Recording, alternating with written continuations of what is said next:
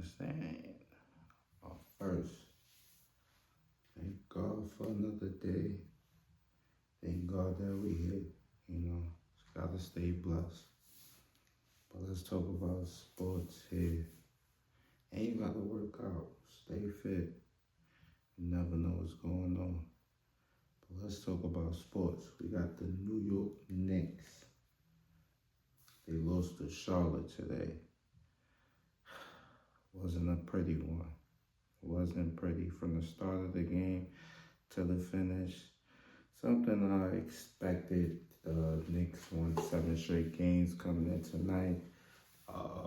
Half a game back for the third spot. You have Charlotte Hornets, red hot, 4 straight, but smoking hot from how they playing, from LaMelo Ball to Brandon Miller to Nipple to Miles Bridges. They got a big 4. And then they added a killer like Kobe White. You got the Bates. Got Grant Williams coming off the bench. Josh Grant. They loaded. So they went up tonight, and from the start, LaMelo knew what was going on. His mind was straight gunning. He started off scoring, then went straight to passing, facilitating, making sure Nipple got involved, making sure Miles Bridges got involved, making sure Brandon Miller got involved. And that's just how they just typically beat teams with those guys. And then you got Kobe White, who's just scoring 12, 15 in the quarter. So that's just what happened in the first half, and then pretty much the whole entire game. For the Knicks, we got a lot of things that's going on. I'm going to sit here and say I'm a Knicks fan. I'm also a LeBron fan, but I'm a Knicks fan. And throughout this course of the season, from acquiring Mike Brown from Tom Thibodeau, it's been quite interesting. I mean, if you look at it, they won 51 games, and they projected to win probably 52, 53. And would you say that's a better season than last? Some people say no, some people say yes. For me, I don't think it's no true chemistry out there. They got Cat just roaming around, and as a big, you get lost. I mean, what you want him to just clean the glass? That's not his game.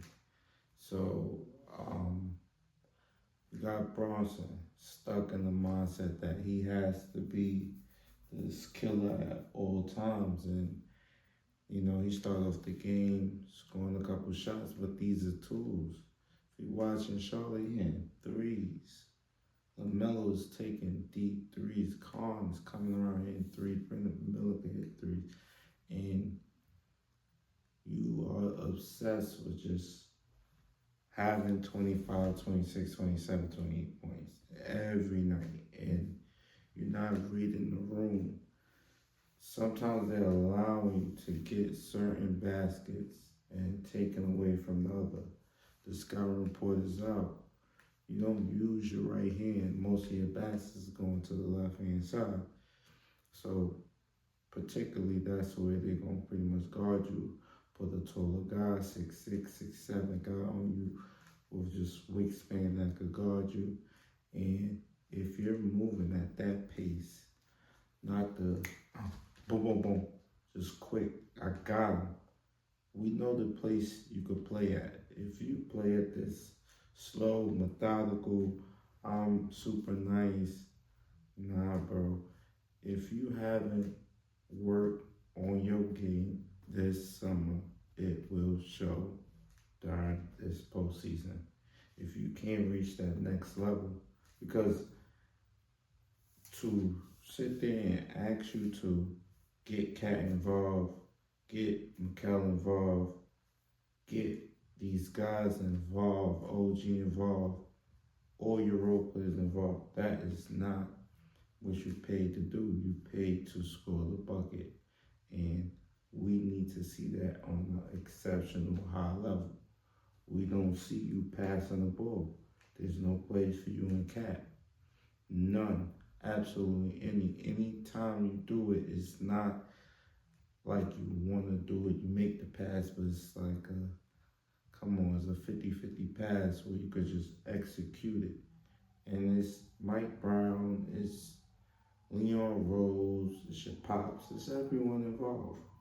That's not even questioning why you're doing this. But that's just one of the reasons why I just had to say with Jalen Brunson, like, get it together. It's either you're going to read the room and make the correct decision as just a player or be that killer and go blood. Stop pacing. Stop.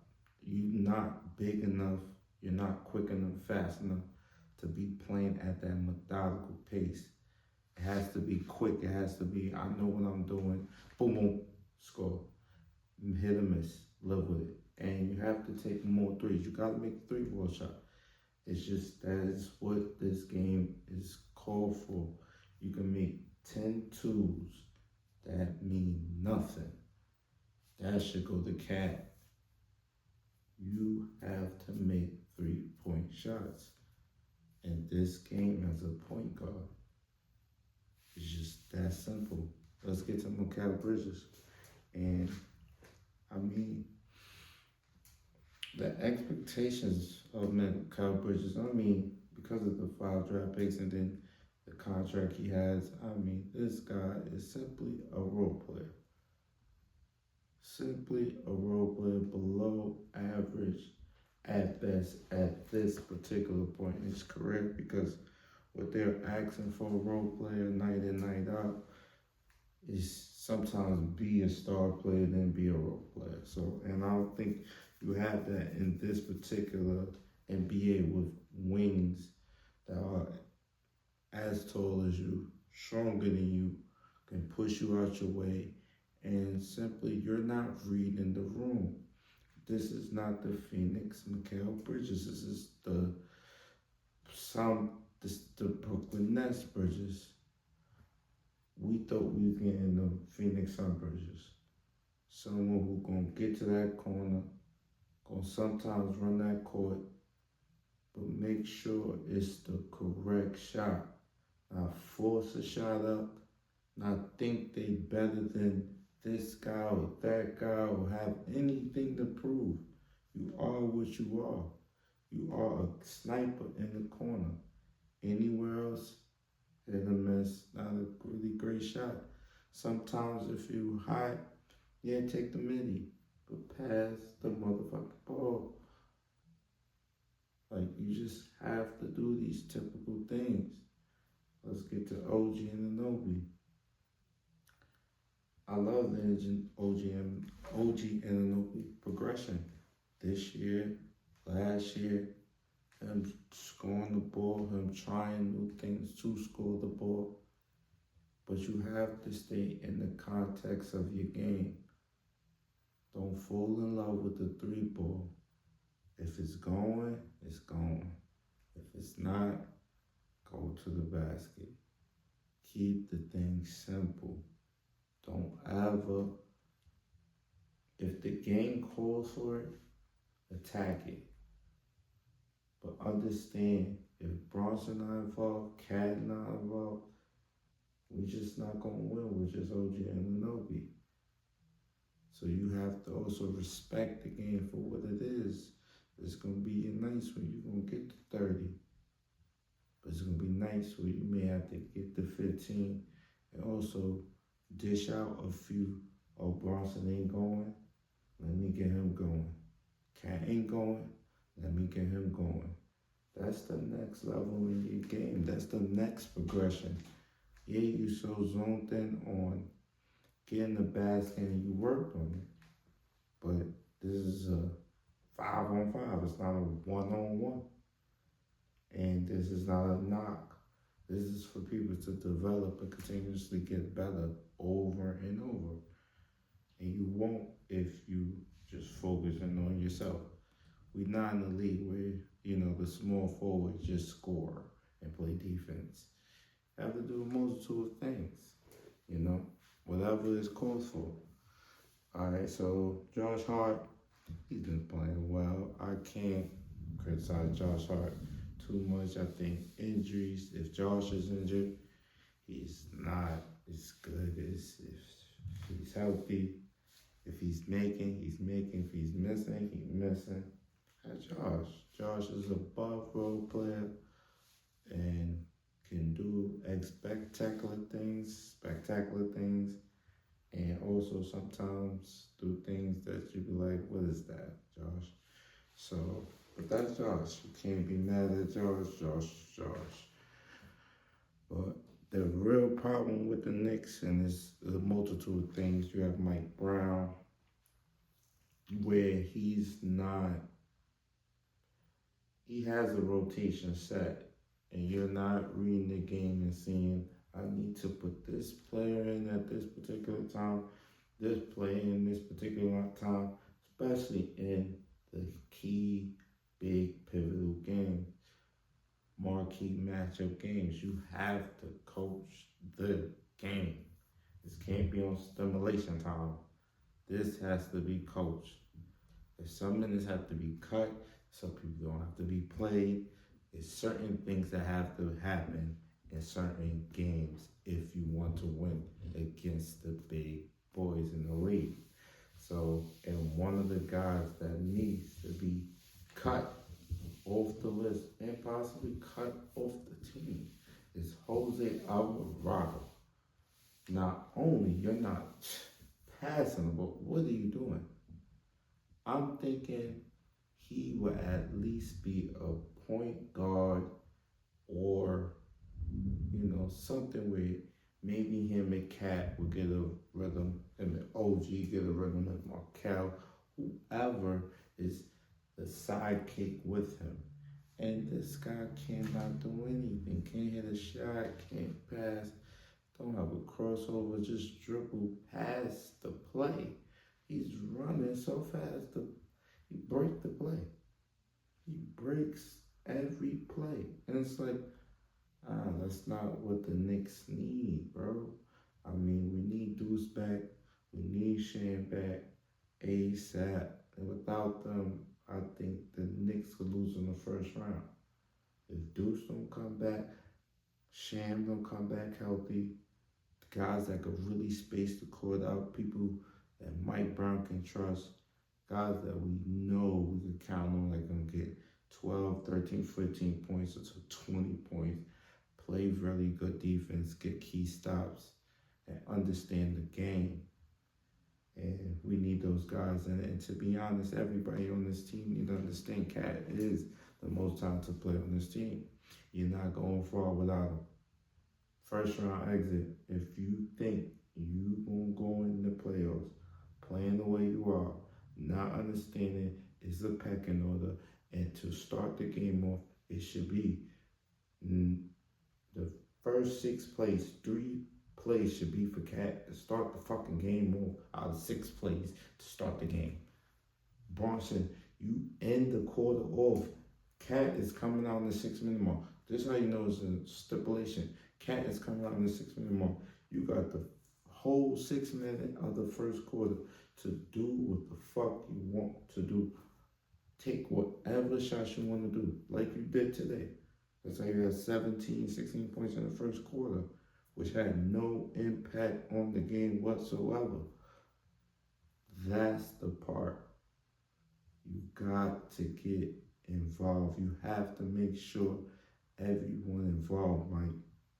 If you're not going to do it, if this is shit going to be on this, like, nobody's going to get punished for nothing they do. Nothing's going, not going anywhere. You're not going far. But let's get off the Knicks and let's talk about Victor Wemby. Is he the MVP of this league, or is it Shai Alexander, as always? All right. There's 2 sides to me.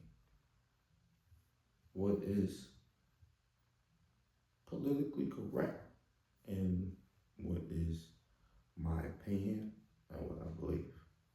Well, politically correct. Shai Alexander is the MVP. What I believe is Victor Wembanyama is the MVP of this league this year. And why is Victor Wembanyama is the MVP? It doesn't make any sense. I mean, it should be Shai. They're number one in the West, even though San Antonio is number two in the West. But why it should be Victor? And it's a great comparison because they both have games where they did not play and the team still is rolling with guys like Dylan off on San Antonio. Come on. Great pickup. De'Aaron Fox. You got Stephon Castle. You got Devin Vessel. You got Keldon Johnson. You got Julian Campaign. You got Luke Cornett. You have a loaded team. Then you got OKC. You got Shai, Jalen again. Then you got Alex Caruso. Then you got Lou Dort. Then you got Kaysen. Then you got Isaiah Joe. Then you got AJ. Then you got Aaron Wiggins. Then you got Kendrick Williams. Come on, bro. OKC is a team that was put together by the league. Simply well designed. You get Sam Presti all the credit in the world, but that's not how this shit goes. I mean, so if you have to say, I believe Wemby, as far as the impact to the game, the intensity, the passion, the love, it's kind of like the year KG won MVP. He's given that NBA's back in a way where it was been lost for a little bit. People that eat crying at the end of games, and that means something. Shai and them, they always been laughing at the end of the games because it's almost like it's been designed for OKC to win. You let's be fair. Let me give you something. Anytime OKC is struggling, they have a killer on the bench. Two, maybe three, four. I don't mean, and I forgot my boy Alex Caruso. But if they struggling, 9 and 3s. Isaiah Joe is a killer, straight killer, assassin. Shouldn't be on Oklahoma City Thunder. Philadelphia 76ers, there's some bullshit with him and Jared McCain, but we're going to talk about other things. This is what I feel like the league did that for them. Then you got AJ Mitchell, who's kind of like a baby Harden without the athleticism. How he control the game, how he control the pace of the game, how he knows and dictate what he wants, what he gonna get. If I want this three, if I want to get the midi, if I want to go inside, if I want to post up, if I want to get this pass, if I want to get this rebound, anything I want to do, I can do it and dictate the pace of the game. So, and that's why I say Shai is kind of like a better version of DeMar DeRozan, but just what the league want, what the league molded into be. So you got Victor, who's an alien, 7'6", but it's the love of the game, it's the understanding. Let's turn up. Like, he could do things in a 3, 4, 5 minute wingspan that's impeccable. Things that really means to the game, not stat padding your stats, not making sure your stats look so excellent at the end of the season, the first team and this and that. We hear the accolades. We're talking about fine print. And to be honest, I don't think Shai's better than Anthony Edwards. I think Shai's the face. Anthony Edwards is like an interview. A job on a pick or going to improve or upgrade your status if they like you. More of the cocky, arrogant worker. Or if you're in an interview, you're cocky and arrogant, they'll pick the more nonchalant, settle, laid back guy because he could follow the program much more clearer, and that's just what you get from Shai to Anthony Ellis. Anthony Ellis, they literally have a scout report on him. They trapping, putting twos and threes. Different type of trap, different type of looks. I think Anthony Ellis' attention to him is kind of like early LeBron. I haven't seen teams really load up on a player like that in a very long time. And I think that's what makes Anthony Ellis on another echelon over Shai, but accolades will show that Shai is better and this is better. Your team is better and it's better designed, and you picked up Hardenstein at the perfect time, and everything's just so perfect and then cohesion, and it's just it makes sense. Rather than have Rudy Gobert that's just doesn't really make sense as far as winning the championship. So I believe Victor Wembanyama should be the MVP, but Shai will win. Let's go. Who is better? AJ Damansa or Darren Peterson? BYU, Kansas. Who's better? Who should be the number one pick? Or Cameron Boozer? Or Acuff from Arkansas? Who should be the number one pick? And why? AJ should be the number one pick by far, not close. Whoever get the number one pick, which is sizing up. Just how Cooper Flag went to Dallas, traded Luka.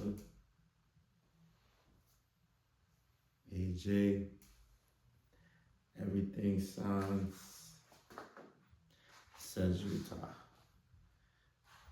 Went to Utah High School and by BYU in Utah.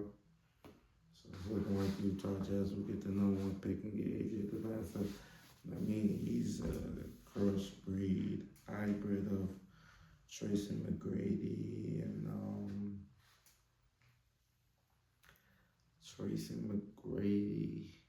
and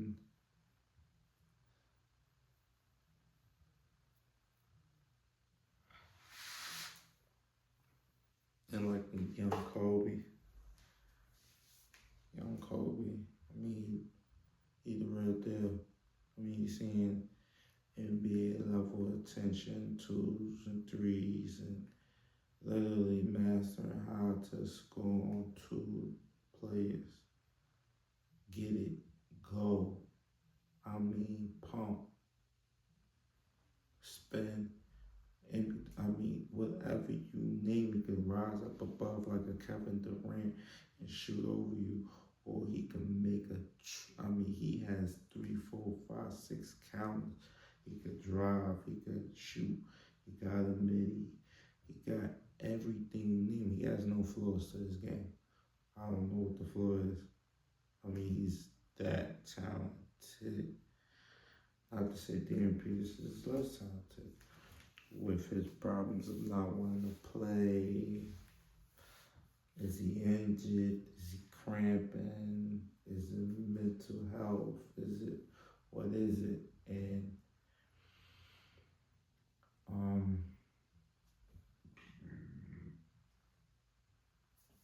this might mess up his draft stock.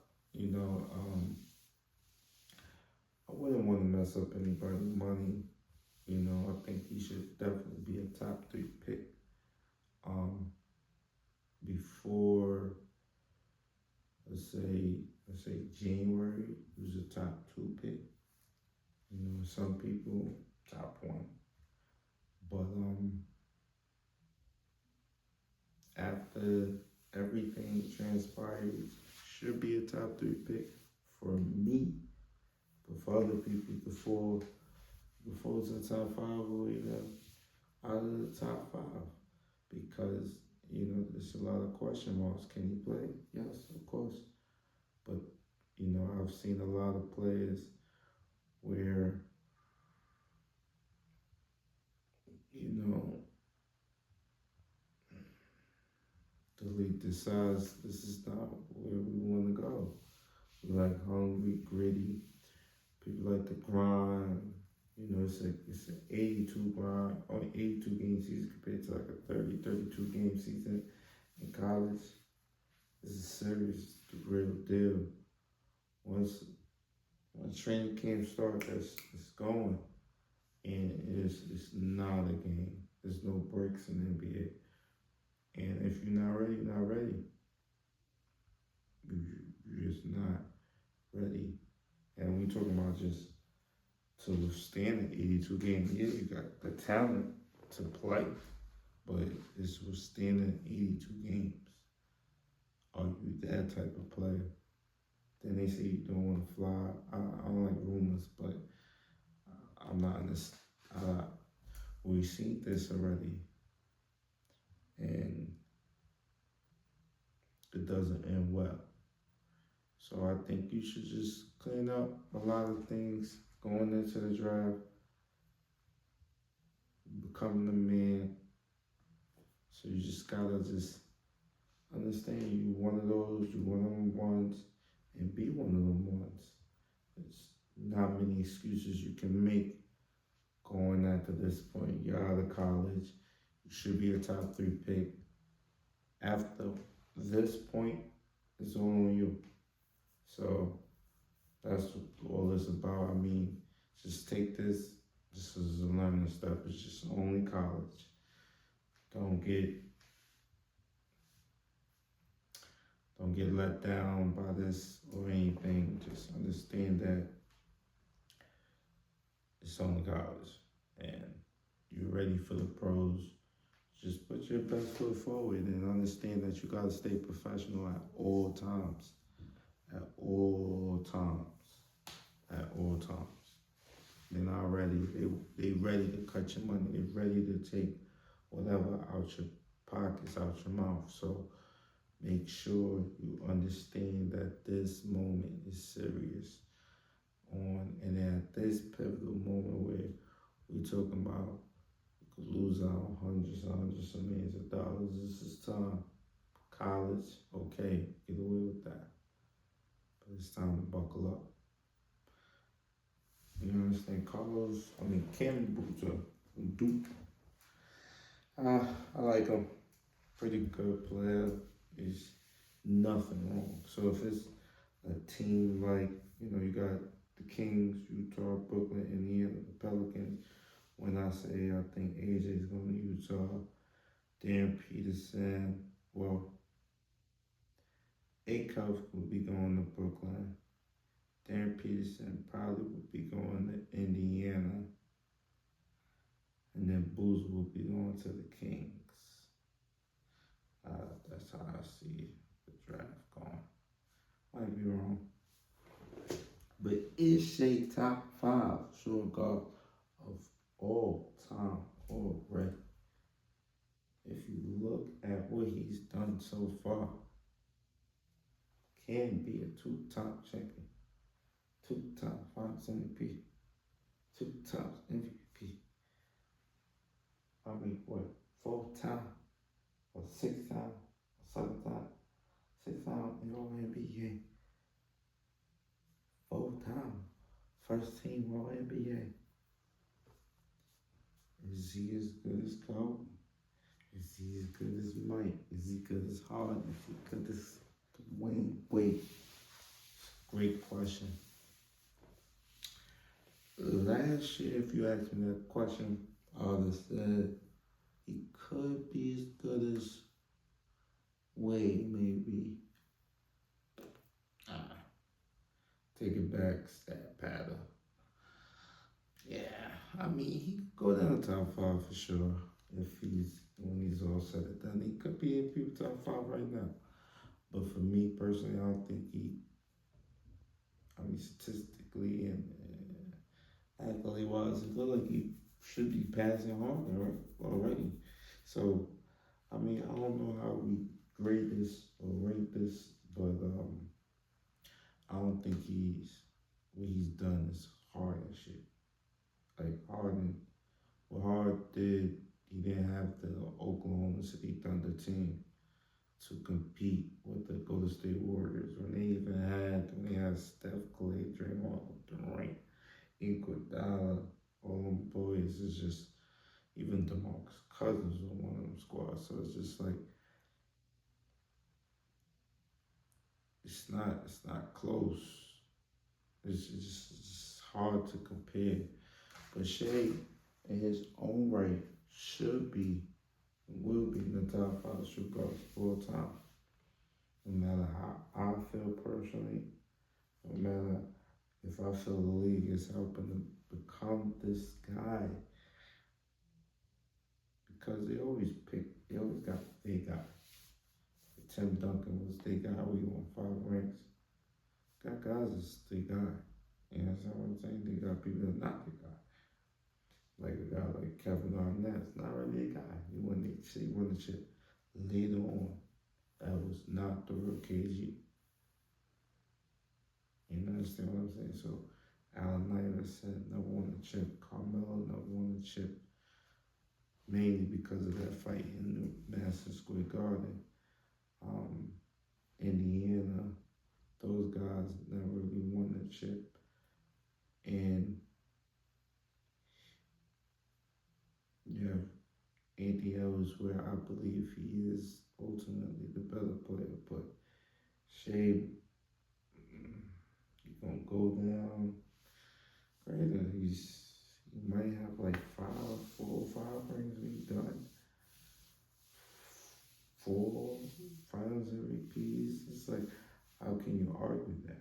He's gonna be in that same breath as Stephen Curry. I think Stephen Curry revolutionized the game. He's the greatest shooter of all time, not close. From how he catch and shoot, if he's serious and he sets his feet, it's nothing. The ball's going. It's all about him setting his feet, getting his legs under him, make sure he's 100% healthy, can't play injured. He loves the run, so he's just that type of guy. But I think the league turn him into where you're comparing him with Kobe's, LeBron's, and your Mikes. Those 3 guys is in a different room. They in the room with the Kareems, the Wolves, the mythical people that you thought played but didn't play really. Like LeBron's one of those. Mike is one of those. Kobe's one of those. Shaquille to a certain degree is one of those. Shaman's one of those. Kareem is one of those. Larry Bird's one of those. So even Oscar Robertson's one of those. You know, got those guys listed. They're mythical. You know, everybody now getting triple doubles when Oscar did it, and when LeBron started to do it, and that's when it started to be talked about again. And what Oscar was doing just didn't make sense at that particular time. These guys, what they could do now, the speed that they can move at, the stats really don't even correlate with the others. So those are the mythical guys. We're gonna do the NBA final predictions. Who I got?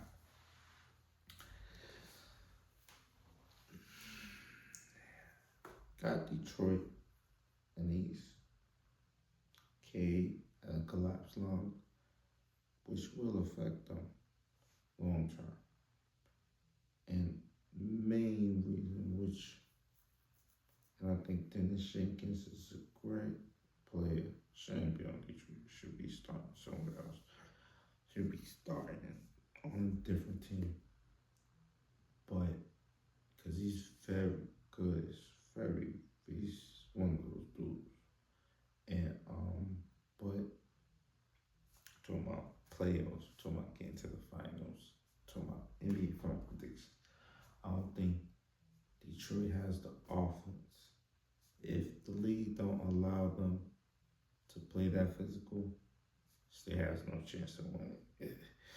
Mini series like against. They don't have problems against like a team like Charlotte. They have a problem against teams like Atlanta, Boston, Cleveland, New York. And same thing for Boston, same thing for New York. And those are top three teams. And you gotta add Cleveland into the mix as the fourth. And the Knicks, I believe that the East is up for grabs, but the Knicks will find a way, pull away, and figure out a way to win and to make it to the NBA Finals to meet Victor, Wemby, Yamba, the San Antonio Spurs, the rematch of the NBA Cup. Not to say it's going to be the same results, but that will be the matchup for the NBA Finals of 2026. San Antonio Spurs versus New York Knicks. They'll get it done. They'll figure it out one way or another. Deuce McBride will be back. Shane will be back. Cat will be in a different type of mindset. Play with balls. Different type of beast from regular season. Bronze will be in a different mindset. And it's go time. It's Bronze, you want that for a man? Give us a chip. Get whatever you want. Play however you want for the rest of your career. We don't care. We want the chip. But get us to the finals. San Antonio Spurs versus New York Knicks. Count it. Time sport. Yeah, God bless you. I love my people. I love everybody. At the end of the day, we got one common goal. And that's to preach love and peace. Like, preach love and peace. Because this world is not kind. And at times we can forget how precious life can be. And sometimes you just gotta hug, give someone a kiss on the cheek, let them know that they are seen. So let's go. Thompson Sports. We are out of here. Next episode comes soon.